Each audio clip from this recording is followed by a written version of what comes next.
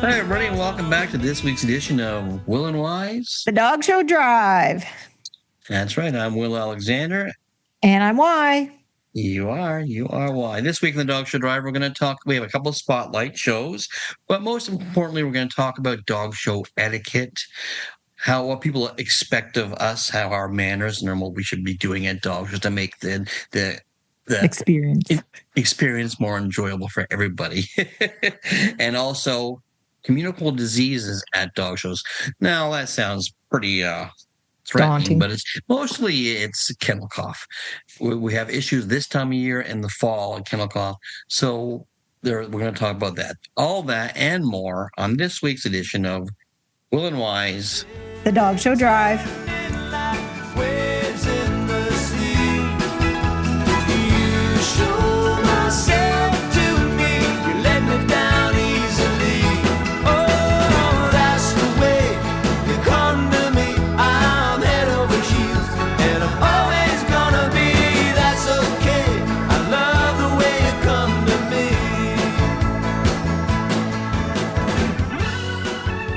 Sorry. Hi, Y. Hi, Will. How's it going? It's going well. We've already spent the last hour talking, so it doesn't matter. We're done. Yeah, pretty much. Thanks for coming in, folks. See you next week. Yeah. So how was your week? My week was good. I, as we know, I do taxes, and so now we're into tax season, so I'm just crabby. But I did watch Blue Jays all weekend, and they crushed it. They had a great start. Great start. So I'm very excited. The last game wasn't great, though. They lost last Colorado, night? 14-4 or something like that. Yeah, well, Colorado's also was at the bottom of the league, so it's okay because they play because we tape on Tuesday. I believe they play again tonight. Well, they play every night.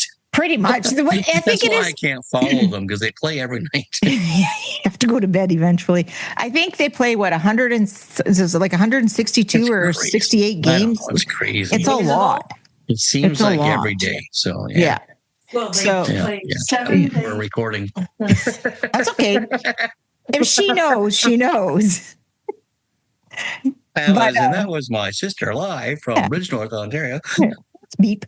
But it was. I just love watching the Jays because they're so fun to watch. That team they've come around to just being a team that loves to play ball, and you can just loves it. And like the Maple Leafs. Not. No. Although last night I stayed up because I wanted to watch the Anaheim game because I knew there was going to be a fight. There was a fight the first 2 seconds. Oh yeah, wasn't it? Ratko Gudas and Domi got in the fight right away. Then Ratko Gudas got into the 3 fights all night long because everybody else took turns at him. Which, my hat's off to him because he did, he did take them all. He knew he did wrong, so he took all the fights. But I fell asleep and we were losing 3-1. So I thought, great, another loss. Maybe we'll get our first pick back, No, they won 5-4 in overtime.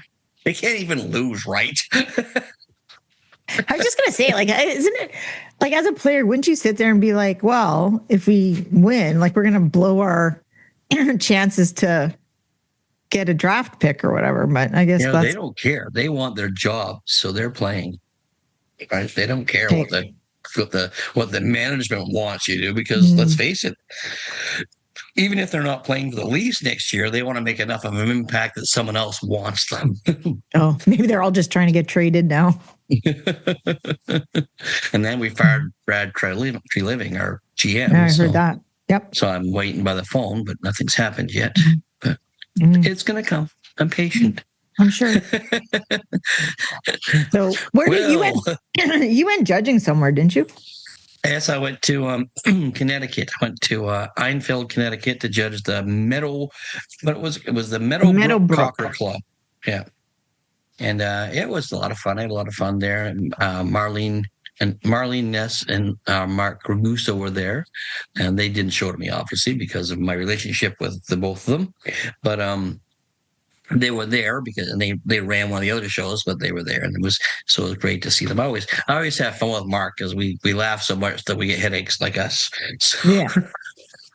Good times, so good fun. times. And Mar runs things. Mar's really organized, and she's really good at getting people involved. Oh, that's good. Like she gets people involved and enjoying themselves and having fun for a purpose. So it's good. But I had fun judging.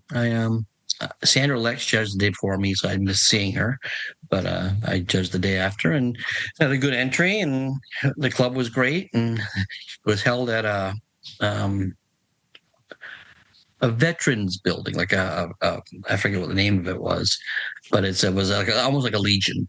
Oh yeah, yeah. So it was nice. Yeah, it's nice. Had a good time. Stopped at Cracker Barrel on the way home. Ah, where was it? The other place? Oh, Bob Evans. You always got time for Bob Evans. Bob Evans. TM. Sure, anyway, but it was fun. I had fun judging the Cocker specialty. So excellent. Yeah. And you made it there and back, no troubles. Yeah, I drove instead of flying. Oh, I didn't realize you drove. There's no delays when you drive. I mean, so you always get your luggage unless you stop off and leave the door open. So unless you pick up a hitchhiker. Yeah, hey, that's my suitcase. Make sure it gets to Einfeld, Connecticut. Well, that's good. That's good. So, that's What do we have here? So we have Across Canada. Do we not? We do. We have Across Canada, brought to you by Canadian Dog Fanciers, showcasing Canada's top dogs. And so out west, we had in Camrose, BC, we had the Battle River Canine Association. That was 3 days. And over the total of the 3 shows, they had 971 dogs. That's a good entry. Very good entry. And that's up. Well, it's down actually. No, it's down. Previous year. Wow. The previous year they had 1,100 dogs basically. So not down a lot, but a bit.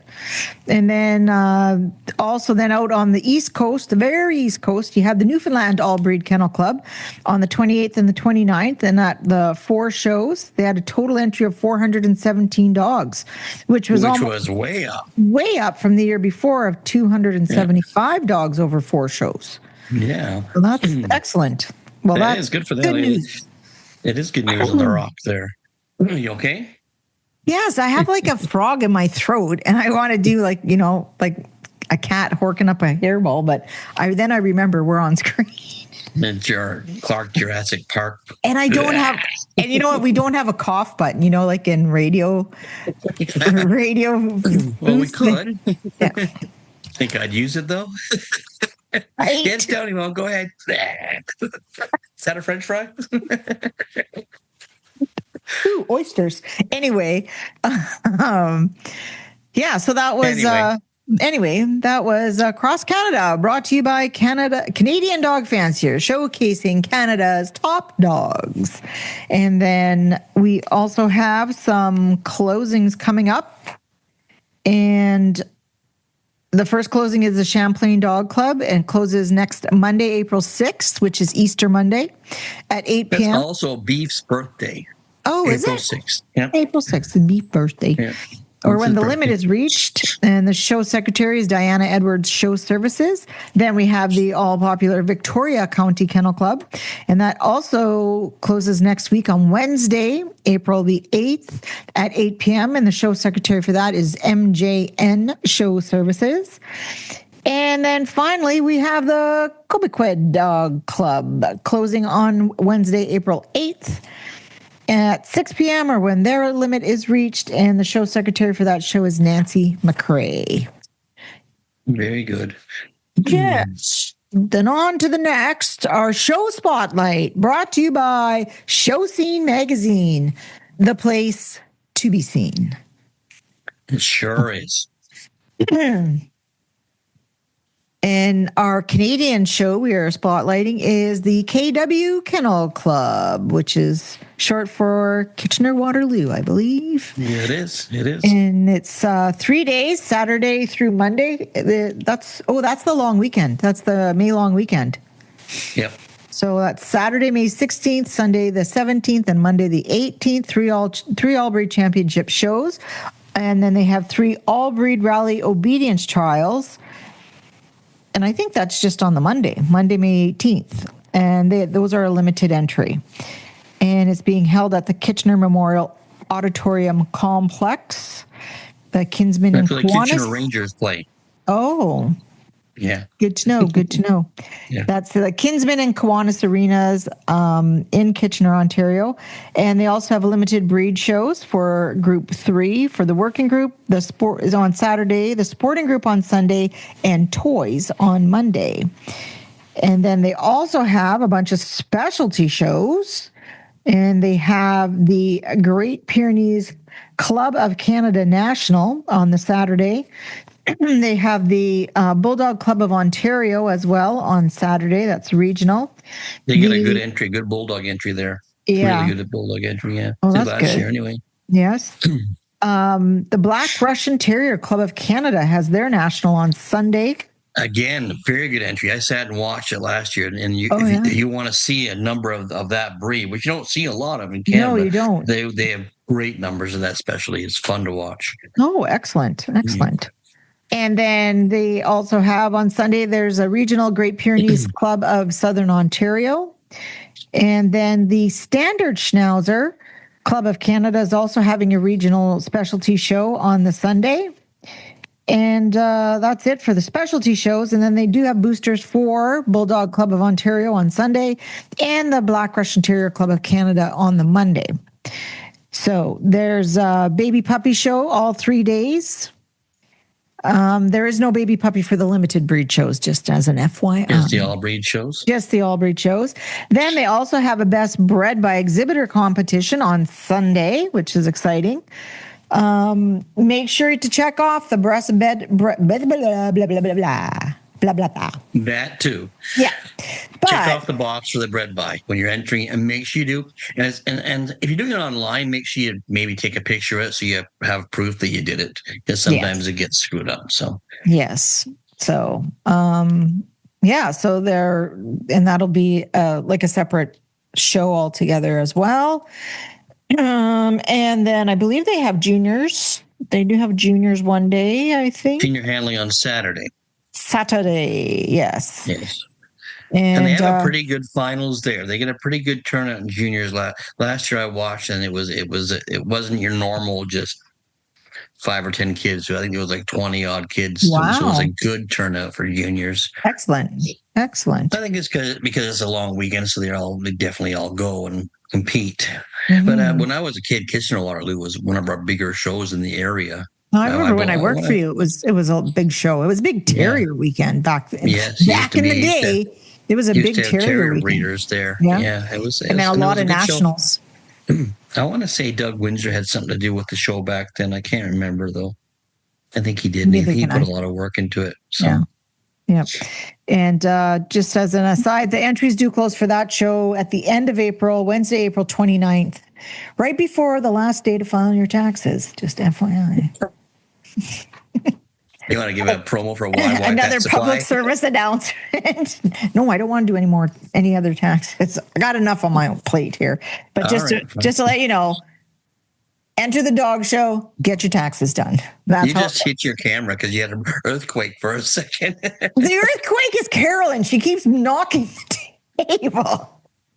You didn't see it earlier. If you go back and watch us, she crashed into it at the beginning of the show. Oh, anyway, the judges for the all breed show are Peggy Beisel McElwain from Michigan, Robert Denis from Ontario, and Anna Hewson. Thank you. Never mind. I'm sorry, Anna. From Ontario. I'm just making it up now. I'm throwing in vowels where vowels don't need to be had. Mike Jackman from Ontario, Patricia Langto from Ontario, and Corinne Walker from Manitoba. And then don't forget the 3 rally obedience trials on Monday, May 18th, and they're limited to a total of 7 hours of judging per judge. So just to let you know. Boop boop, and yep, we went through that. Oh, now our U.S. show, which is the Nebraska Kennel Club. The Total Dog Experience. Well, yeah, I'm glad we're doing this show because this is probably a show that doesn't get a lot of attention, and it should. So yeah, go ahead. Okay. It's a Kennel Club. Total Dog Experience. Go ahead. Yeah. So this is also, even though it's not their long weekend, it is. It looks like they're having the Pointer National there, though. American Pointer Club Incorporated, May 14th and 15th. Mm-hmm. Yeah. Exciting. American Pointer Club Inc. Huh. So it's May 15th through the 17th in the Nebraska Kennel Club in Omaha, Nebraska. And it's 3 confirmation shows. It has the 2026 Plains Regional Junior Showmanship Event. So that'll be fun. 6 open shows, and we'll get to those in a minute. 2 benched coonhound events. And there's the 4 to 6 month beginner puppy shows, and they've got different regionals, nationals here. Let's try and find some more information. So on the Friday, because I believe the Pointer Club is having their national, there will be on the Friday, there is no pointers are not offered in breed competition on Friday. And that's so that they will enter their national. That's why that happens, right? Yeah. What else do we have? There's a Presa Canario Club of America open show. That would be interesting to watch. Yeah. You just don't see that breed a lot ever. No.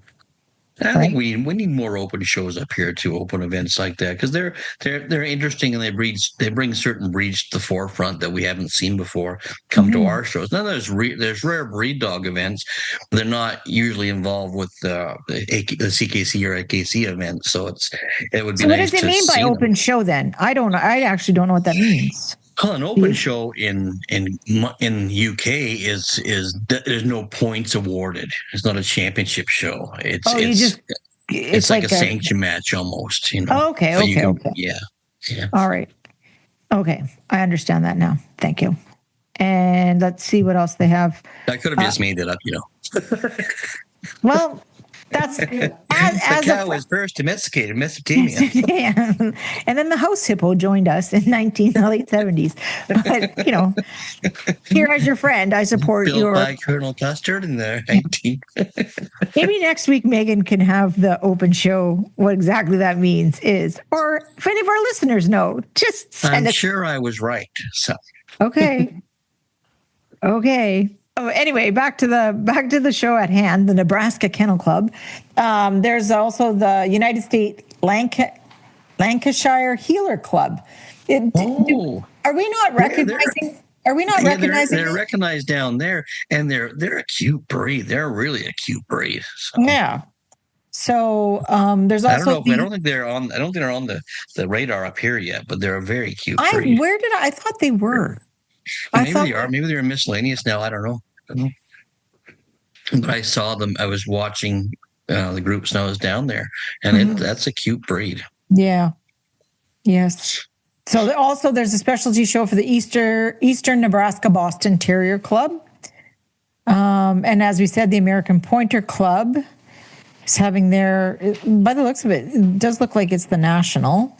I think, yeah. Okay, and then on Saturday, they have the Regional Limited Class Junior Showmanship Competition. There's Rally Obedience, another Presa Canario Club open show. Coonhound Bench Show. That is something I would like to see. Yeah. They're big in the UKC. They're big they get a huge entry in the UKC, the Coonhound Bench shows. Yeah.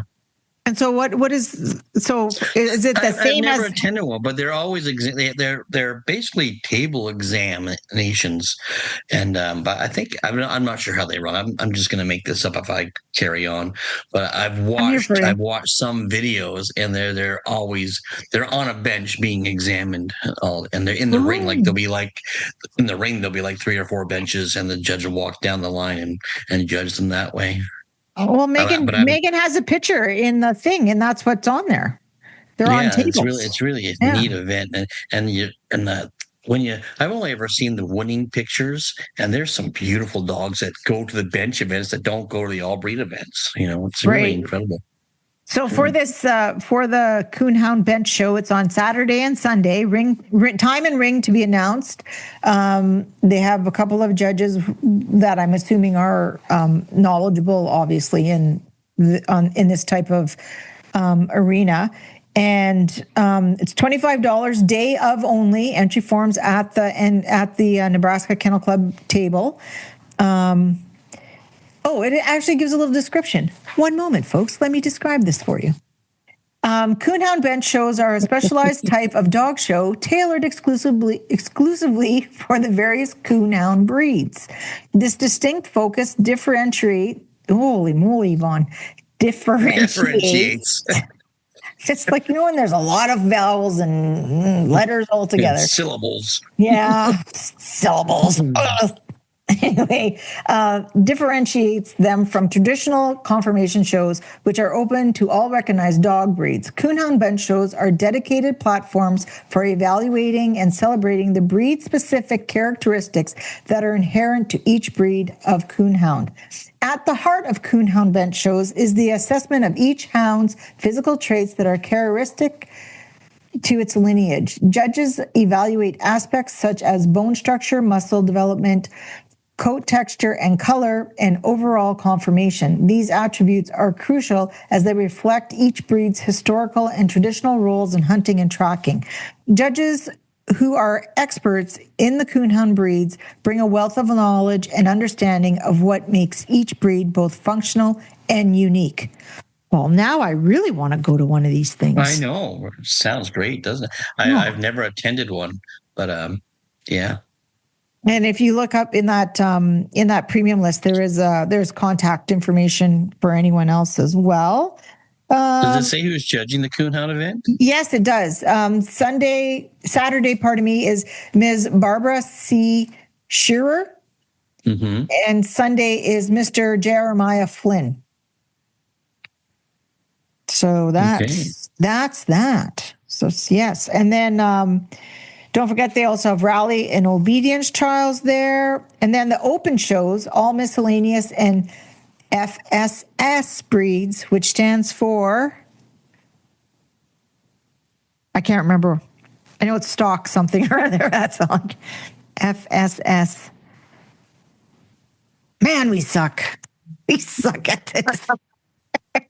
Anyway, remember it's, oh, gosh darn it. Anyway, they have open shows every day. So Friday is Ms. Lou Olson judging, Saturday is Miss Julie M. Lux, and Sunday is Mr. Daryl Weiss. So an open show is an info. Oh, these people are right on the money. They have descriptions of what these things are. An open show is an informal American Kennel Club sanctioned conformation event where championship points are not earned, but rather certificate of merit. Points are awarded to this introductory AKC confirmation suffix title, judged by AKC judges. Professional handlers are not permitted to exhibit in open shows unless they are an owner of record on the dog. Professional handlers are defined as any person who belongs or has belonged to a professional handlers organization, distributed rate cards, or otherwise advertised or represented themselves as handling dogs for pay. Dun, dun. Foundation Stock Service. Right. I'm going to carve it into the table right here. So, anyway, so they have 3 days of open shows. And then there's also the Presa Canario Club of America. I'm giving up. This is what you got to talk to Megan about all these syllables this week. Exactly. And their shows are being judged by Friday, Mr. Daryl Weiss, Saturday, Ms. Claire Wish Abraham, and Sunday, Ms. Barbara C. Shearer as well. So I know Claire and I know Barbara as well. Barbara's a beagle breeder, and Claire is Kelly's mom. She is Kelly Shupsman. She breeds Wire Pointers. Yeah. Alrighty. And I think what else they have now? She's bred some beautiful dogs. So. Yeah. Some other judges that are on that panel. She breeds the Spinonis as well, I believe. Too. Oh, okay. I was unaware of that. Okay. Yeah. Other judges that are at the show are Mr. Fred C. Bassett, Eugene Blake, your friend Edmund Zook. Who else? From the show, Edmund Zook.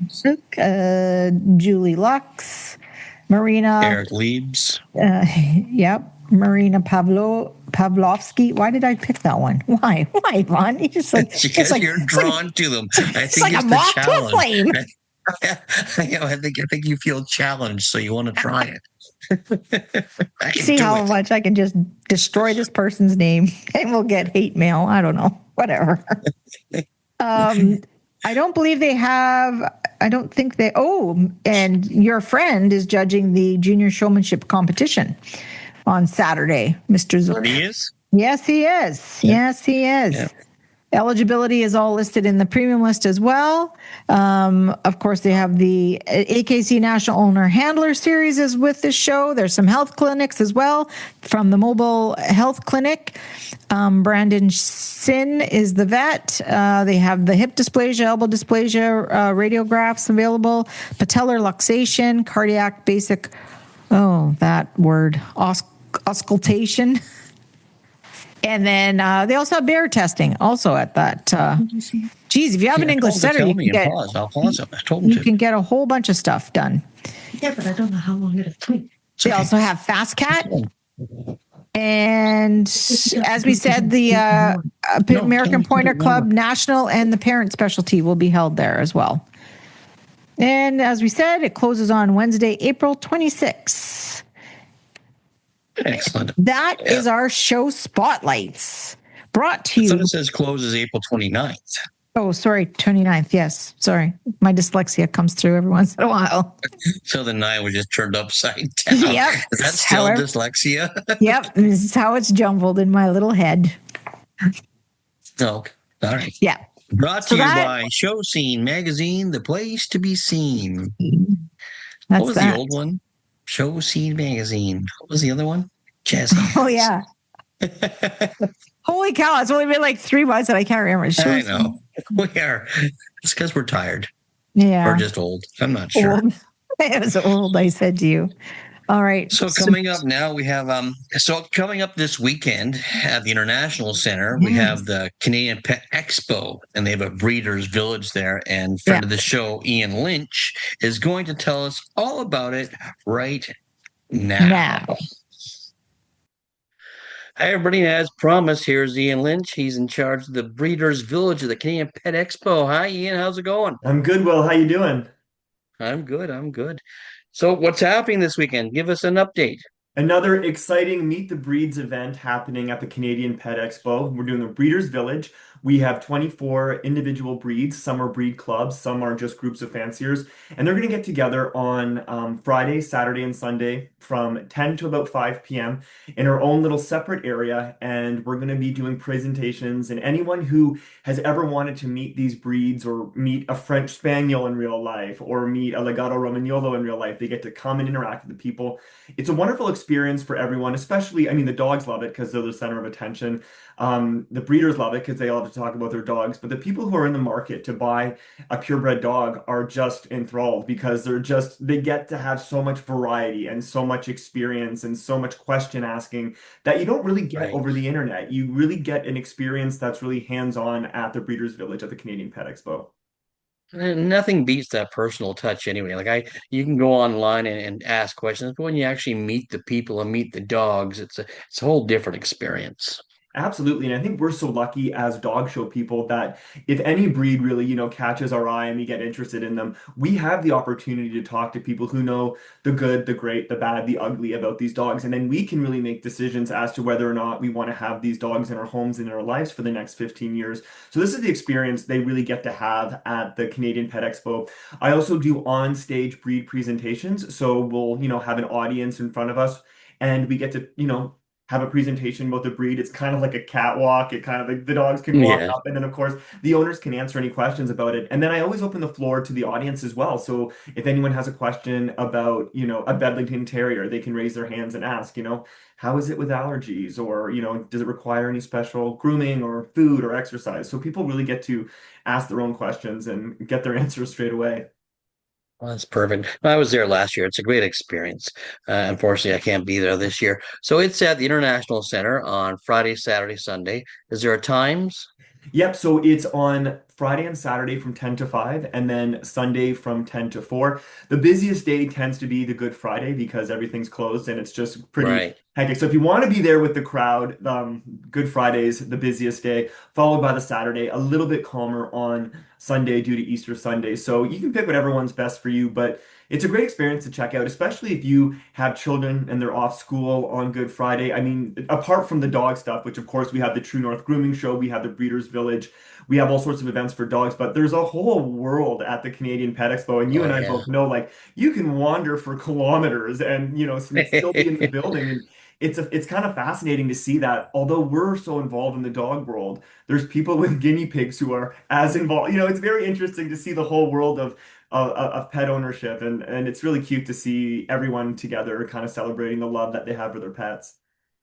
Oh, that's great. So that's this weekend, Friday, Saturday, Sunday, the International Center, Canadian Pet Expo, and you said Friday, Saturday, 10 to 5, Sunday, 10 to 4. That's right. Is Free the parking. cleanup time. Free parking. What's the admission? Do you know? I don't know the admission. They do have some group rates and that kind of thing. The Canadian Pet Expo website will help you with that, and you can buy them at the door as well. I would recommend, just because it's so busy, especially on a Friday, to buy them ahead of time, and then collect them when you go in through Hall 2. That's a good idea. And Ian's promised to give us a live update for next week, which will air next week, live from the Pet Expo. So that'll be great. All Absolutely. right. Thanks, Ian. I appreciate it. My pleasure. We'll be in touch. All right. We'll see you next week. Well, thank you, Ian. That sounds exciting. I went last year, and it was actually it wasn't not actually, it was a good event. It was a very good event, and extremely well attended. Like, it was busy. It was That lined up. that's Pardon me? been around for a long time. That Yeah, expo, because yeah, I remember when I worked for Pet Supply House in Milton, they used to go and take a booth there. yeah. Yeah. Well, now it's run by Grant Crossman, who is also part of the Aurora Kennel Club. Right. Yes. So Grant runs all the pet expos in at the. I think he runs them all over the place, not just in Toronto. Oh, really? So yeah. Interesting. And Ian does the Breeders' Village, and it was really well done last year. We had I remember breeders that. on stage, and yeah, and it was fun. It was a lot of fun. I attended last year with one of the books. So yeah, Mhm. so good luck. Make sure you Yay. attend that. Make sure you go to the International Center Friday, Saturday, Sunday this weekend, and I think it starts 10 to 5 on Friday and Saturday, and 10 to 4, like Ian said, on Sunday. Yes. All right. On with the show. This is it. Yes. So this week's topic brought to you by Leading Edge Dog Show Academy, where your success is our success. Well, we have to have a big shout out to our listener, Heidi Gervais from out in BC, she messaged us and she gave us this week's topic, actually. We're going to dive in. 15 points, that's for sure. Yeah, for sure. We're going to dive into something that can make or break the dog show experience. And for you and everyone around you, a little refresher on some dog show etiquette. And especially if you're a new person into the world of dog shows, you may not understand or realize what, us old people that have been there forever, what we expect of you as, someone coming into the building. It may seem like just and for the most part, it is just, some respect and courtesy. Oh yeah, it's not about. It's like it says right here. It's not about being perfect. It's about being respectful, Yeah. aware, and helping keep the sport enjoyable for everyone. Everyone. Because Yes. it's a family event, and that's how it should be seen. And like when I was a kid, that was how I first attended. Same with you. I first attended dog shows with our families. Yeah. So you need to keep things respectful, and we've put together a list of things that we need to go through. First one is in the ring. So when you're competing in the ring, so this isn't just attending a dog show. Basic awareness is huge. Watch your spacing. Don't crowd the dogs in front of you, and always keep your dog in control. Remember, you're in charge of your own dog. So if you see things happening, you have to have almost wide-angle vision so you can see what's happening, and tunnel vision for your own dog. Be aware. Yeah. Be proactive. Don't be reactive. You see something happening that you Get don't want out. your dog involved in. Yeah. Get out. Be proactive about it. Yeah. Be and that mindful of the judge's instructions as well. If you're unsure, it's okay to ask politely, but my advice to you is pay attention. Forewarned is forearmed. And let's face it, it's human nature sport. If it's 2:00 in the afternoon in Barrie, Ontario, and it's 90 degrees and the humidity is off the charts, judges are starting to get a little tense and tired. They would prefer you knew exactly what was happening. And all you have to do is pay attention to classes before you, and you'll know their pattern. You'll know their routine. Don't go in there like it's always bad when you're the third person in line. Down and back? Yep, just like the last one. No, I want you to do headstands. I want you to do headstands all the way down. Exactly. That's and it's even the awareness, like on the move, try and not run up on other dogs. And it's hard because you get excited, so you think your dog needs to step out and you want to go fast, and the other dog's not going fast enough. Just think about where the judge is watching. So you just have to have your dog moving in that window. You don't have to run over the dogs ahead of you to get the judge's attention. And most time handlers go too fast anyway. So it's just the way it is. Yes. And no matter what the result, sportsmanship matters. And it really does. It does. And, you politely congratulate the winner. You don't need to be the big, congratulations. There's no need to be snide. There's no need to be snide. Congrats. Well done. And it's whoever beats you, it's not their fault. As much as you think, maybe they're friends, it's not they didn't point the finger. No. They didn't point the finger. So even if you want to point the finger, they didn't.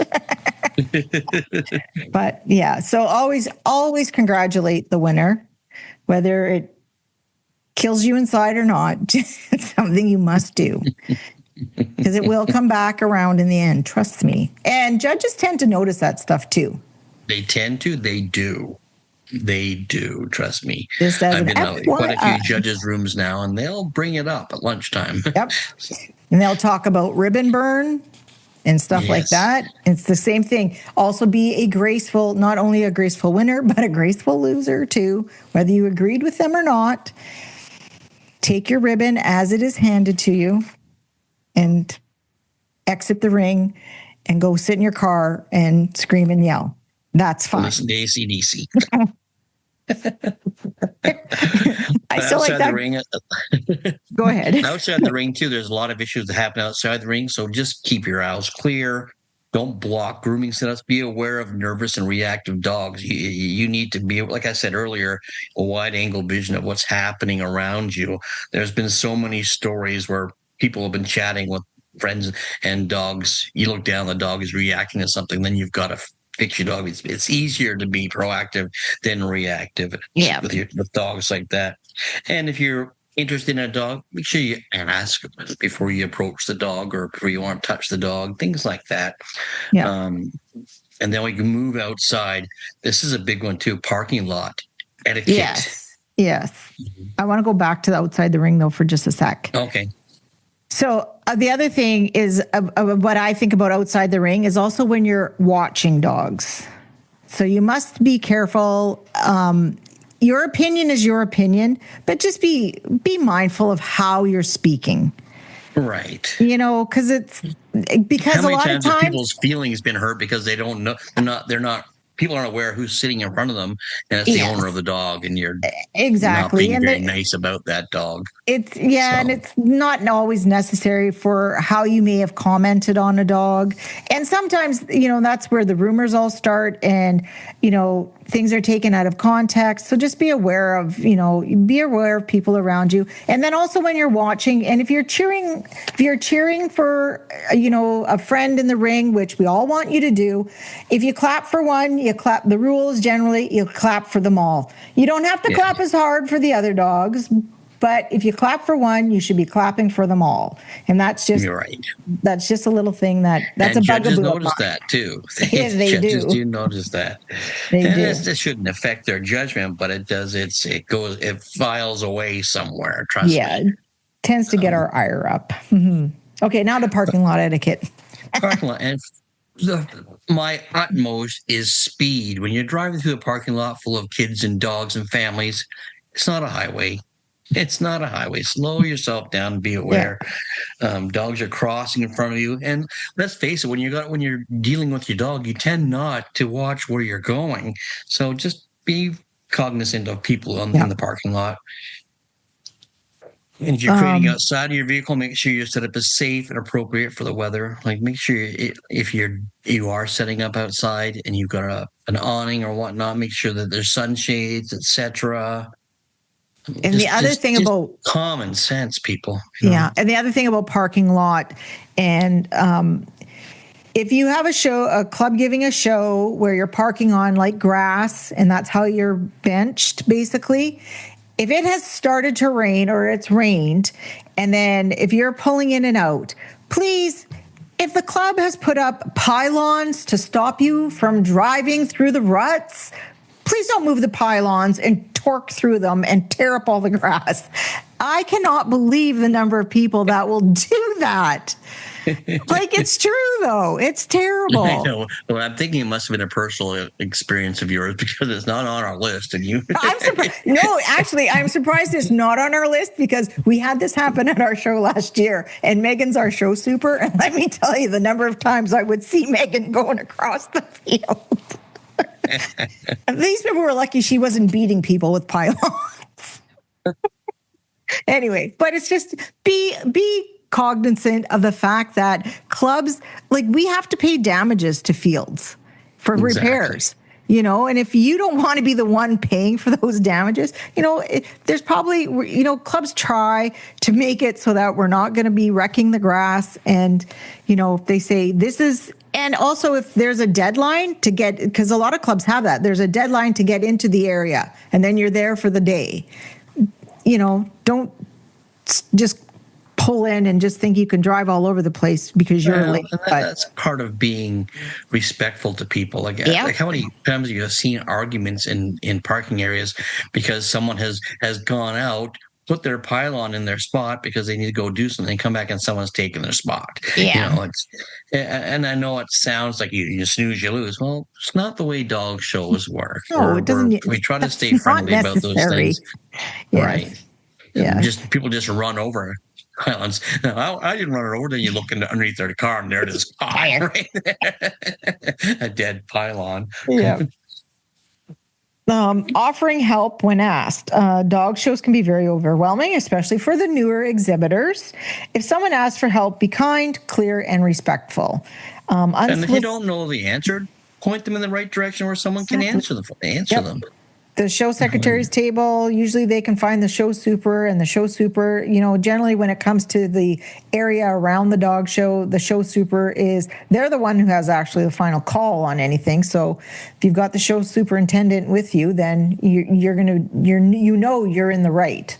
So that's always a good piece of advice. It'd be interesting if there was some way of finding out how many people have given up on dog shows because of response from exhibitors. People say, I'm not coming back to that. These are not fun. Why would I bring my family here and spend this kind of money? Yeah, exactly. Because it's amazing how short people get, especially if they're having a bad day and they just take it out on people around them. Yeah. And we have to forget, we went through an area, a time where we were considered an elitist sport because of that. no one wanted to even come. Our numbers are dwindling. Our numbers are starting to climb again. Yeah. So we've changed something. Let's keep going, Exactly. And that's, offering help. So if you see new people at a dog show and they are, struggling, or they're not, because you don't know what you don't know. Exactly. And it's not high school, people. It's not like, we got those people over there. No, go help them. Or sit at the mean girls table and watch them suffer. No, go and tell them. It's generally not. We generally don't do this at the show. This is what we would. It's easier or if you try this or you try that. Exactly. Call it here, like just yeah. different. It's amazing how much you can help someone's day with a little bit of advice, helpful advice. Yep. Yep. It's like when you're taking down crates and, it's best in show and, a new person's the Marlene Ness rule. Exactly. Like new people aren't going to know at the end of the day when best in show is in the ring and it's their first dog show that they shouldn't be slamming their crates. They don't they're not in best in show. They've never been there. They don't understand. And, you don't have to go up to someone and yell at them and be like, hey, can you just you got to be a little quieter, or can I help you after that's done, and then we can get you out of here? Just be kind. Right. Just be kind. So, but it's amazing. Even people that have been around a long time, they're just trying to get out of there fast, and they just don't think. Yeah, Think about. I always try to put myself. Change shoes when I discuss things like that, and think if it was your dog in Best in Show and I was tearing down my crate and slamming it on the ground, how you would feel. So exactly, yeah. Reading the room goes a long way, that's for sure. Yeah. Then grooming area etiquette. Ding, ding, ding, in round one. Yeah. Oh my Lord. Again, it's just being kind and making room for people. It's not the end of the world. It's not. You don't own that space. Actually, there was something. What did you read? There was something Heidi said about. I guess maybe it was just purchasing spaces. I'm not sure. I can't remember. For some clubs, having some paid for spots saves a lot of trouble. So, it saves a backlog of people unloading because your spot's there, and also you pay X amount of dollars for a 10x10. That 10x10 is yours. Yeah, like you go to certain big shows and they'll be marked off on the floor. Yvonne Norton, this is your spot. And even then, I've been in those spots where, like at the Erie shows in Pennsylvania, where it's very tight, or the old Windsor shows, where you put your dogs in your safe spot that you paid for, but then your neighbor needs that bit of space. Yeah. If you're not squeeze using in, make room. Yeah. You're there for 3 days. You want to get along with the people and enjoy your time. You don't want animosity just because you're being greedy about your spot. Yeah. It's just a piece of duct tape. Same with power. Exactly. Like when people ask me to plug in, of course you can plug in. Just don't do it when I'm drawing this setter, and we'll play off each other. Exactly. That's what we did at Madison. There was a lady, she needed some power, and we had. I think we purchased our power, but my power was still my power, and she had a totally different breed, and oh yeah, go ahead and use my power. And it's a not lot a big of times deal. when you're nice about it, they will throw you $20 or something for the day to go towards your bill, right? Yeah.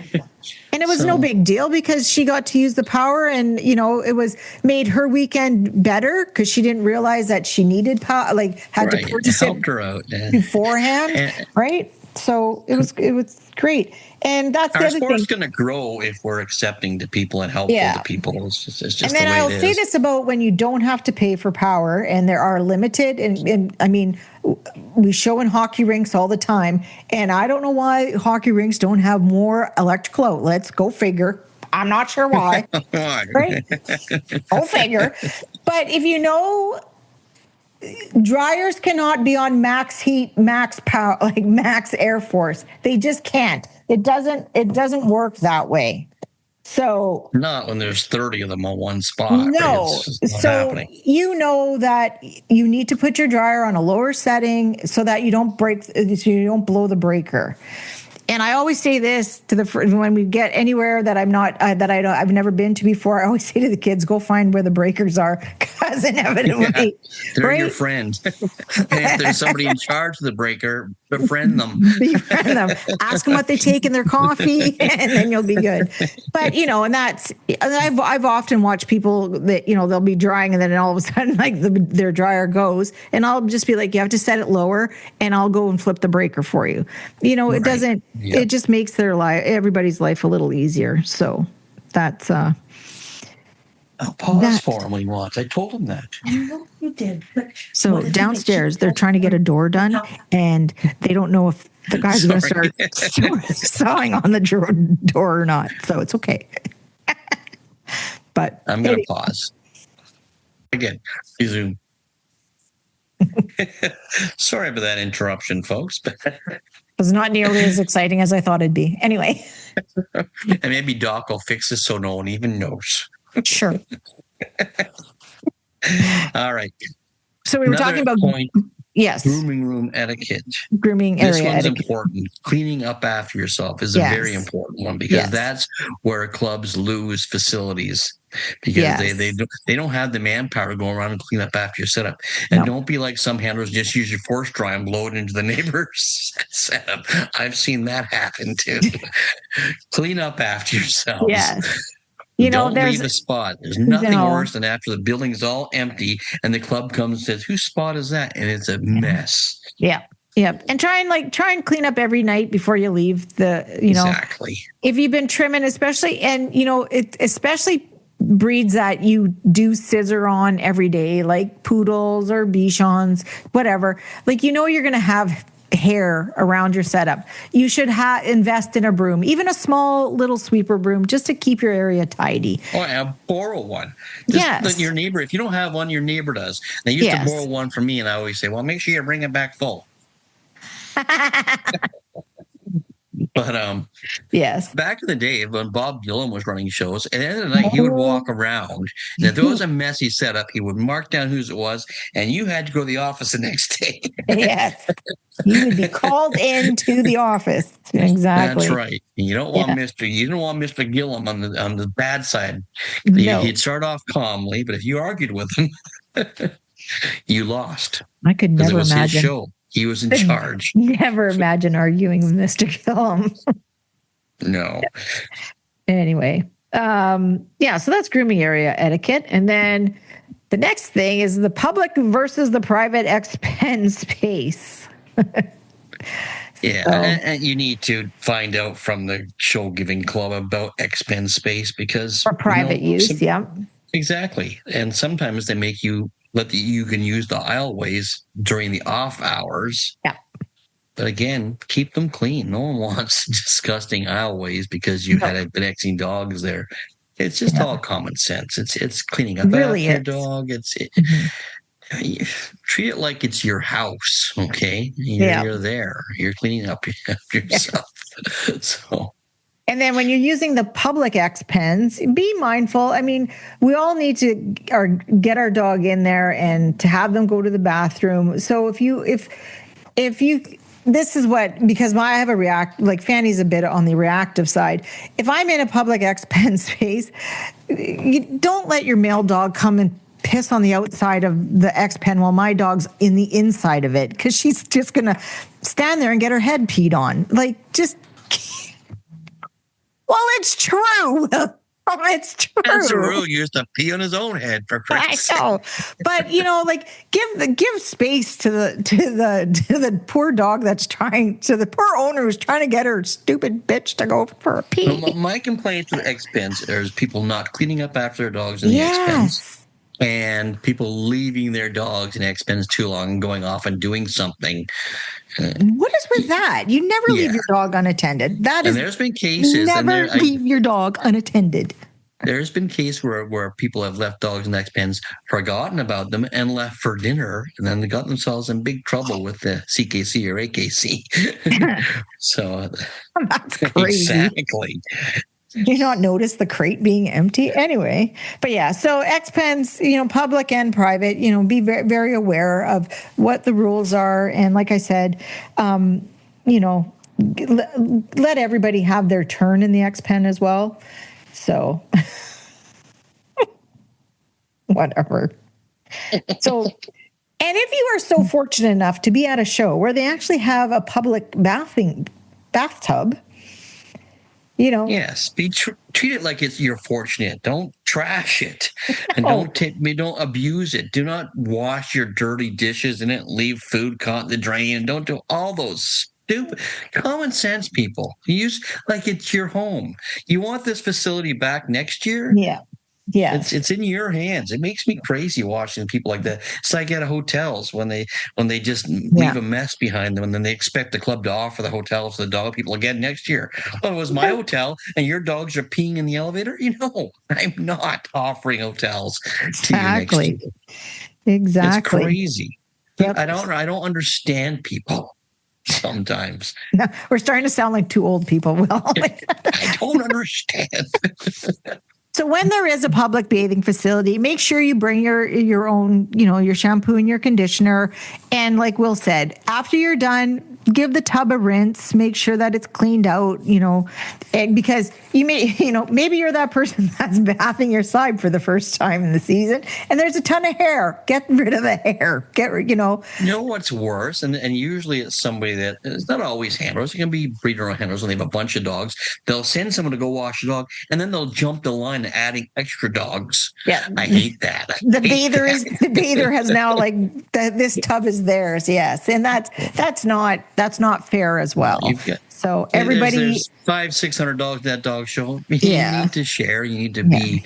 And sometimes that's the other. Like I've been in like bathtub lines, and if it's a smaller dog and somebody else has a smaller dog, and they'll be like, my dog's good, I'll share the tub with you. If you have a dog that's capable of sharing a tub with another dog in that regard, offer that extra space because everyone's getting through there faster. So just as a general, be kind and share. It's all about cooperation. Right. Yeah.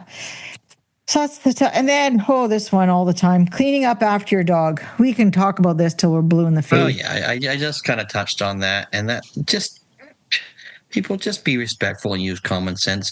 Pick up your dog's poo. Yeah. Do you want your neighbor in your neighborhood walking their dog on your front lawn and pooping and leaving it there? That's what you're doing to the other people. You're doing to the hotels, doing to the show sites. Yeah. And someone has to clean that up. Yeah. Someone has to. It's going to be their job to go out there and clean it up if you leave it. And then again, this thing starts to come to a head. Do we want the dog people back in this facility? Yeah.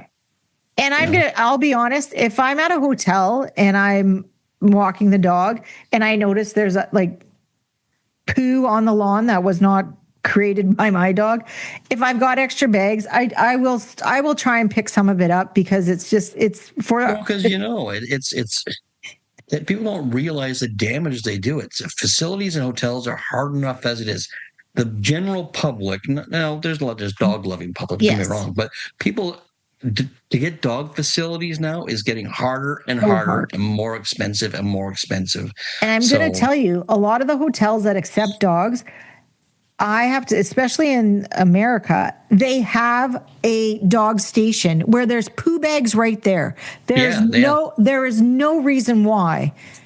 Yeah. No reason why there should be any poo on a hotel lawn like that, because the bags are right there. There's a garbage can right there for you. There's I steal some of their poo bags because they're there. Yeah. There's no excuse for you. You clean up after your own dog. It's just that's your responsibility. Yeah. So let's move on to this because I think this is the most important one right now too. Bringing a sick dog to a dog show. Yes. And it happens more times than you can imagine. And there's rules. There's CKC rules about those things. There are rules. There's if the dog is sick, about how many days afterwards before it can go to a dog show. Look up those rules in in our CKC rules, and be aware. It's not worth the ribbon. Exactly. Just think about what we went through with COVID. Like you get yourself sick, you will get 20 more people sick. They get 20 more people sick. Same thing happens to your dog when you go to dog shows with what is a kennel cough virus. Yeah. And right now, this time of year in the fall are horrible Terrible for it. for kennel cough. Terrible. Yeah. And we see that there's rules though, like the health reminders. No dogs to be brought onto the grounds or premises of the event if it is known to have distemper, parvovirus, kennel cough, or other communicable diseases. And kennel cough is a communicable disease, and it Very flies through kennels by one dog. It's incredible. And don't say, "Oh, he's just choking." We're none of us are that stupid.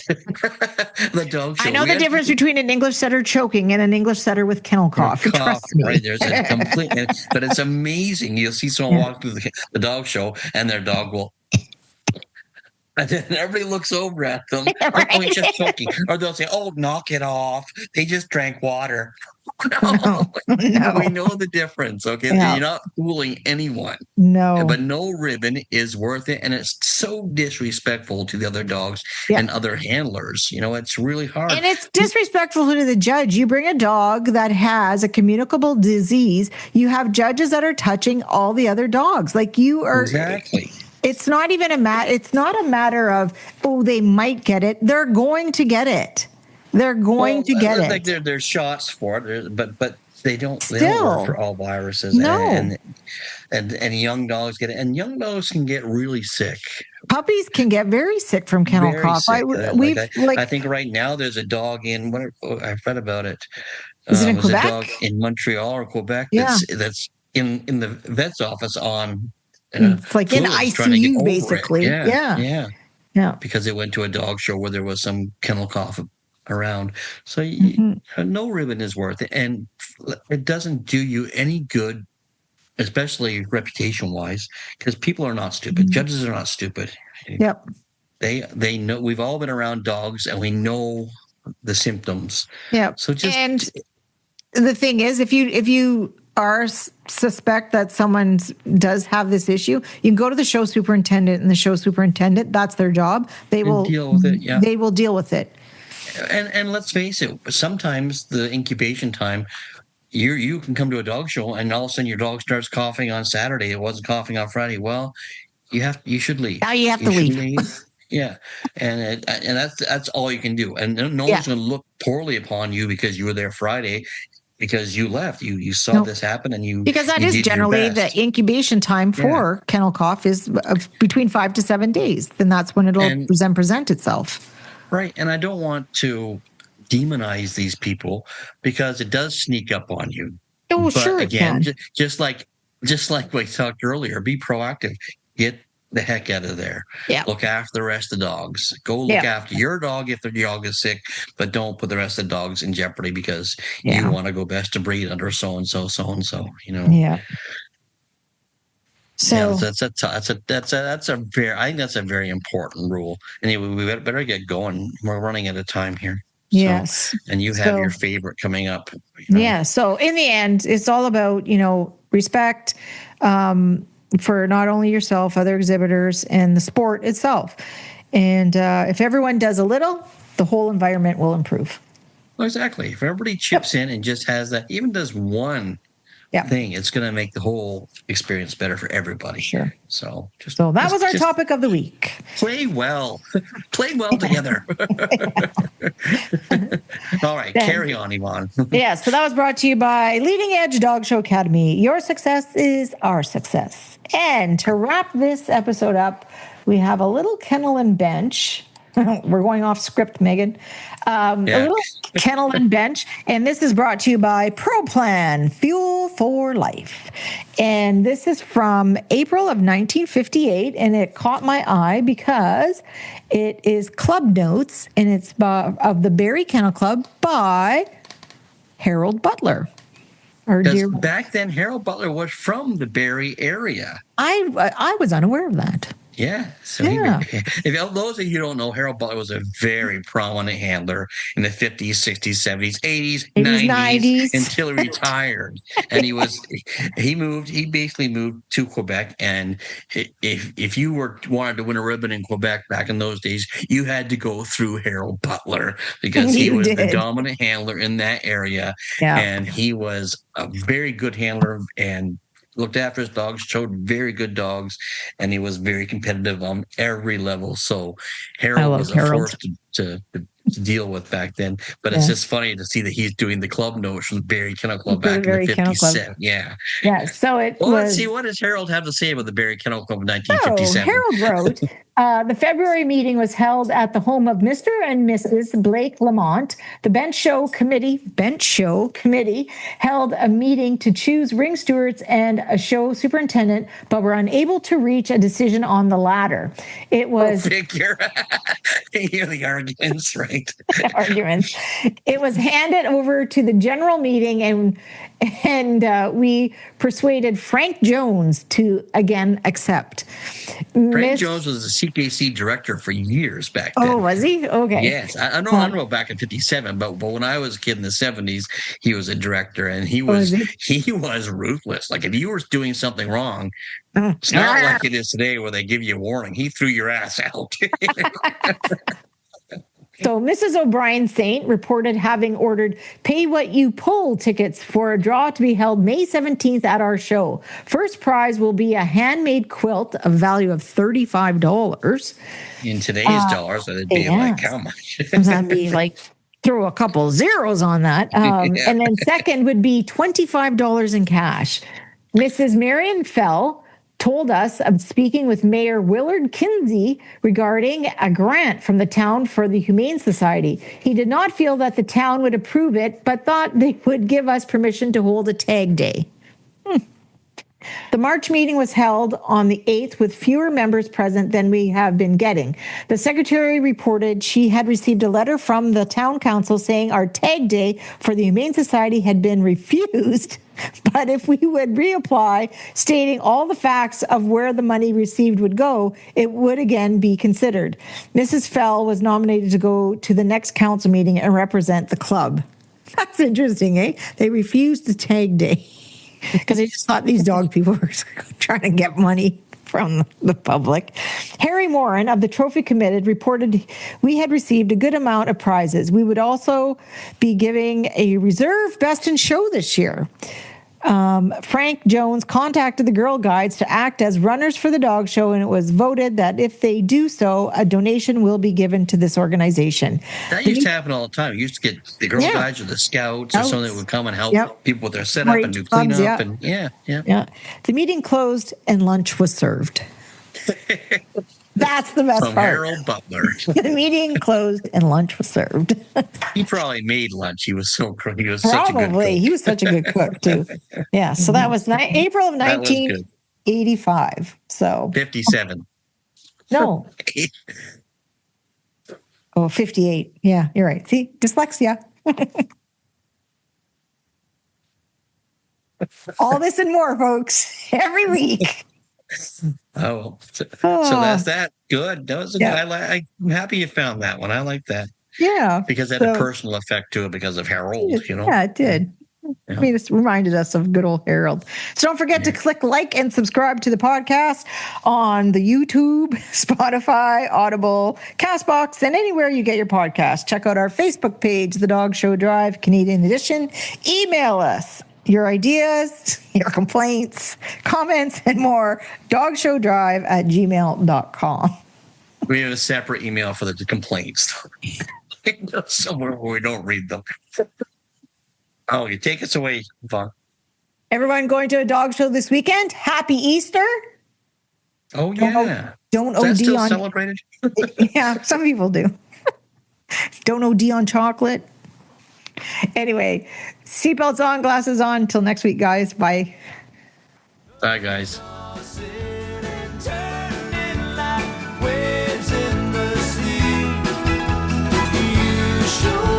Say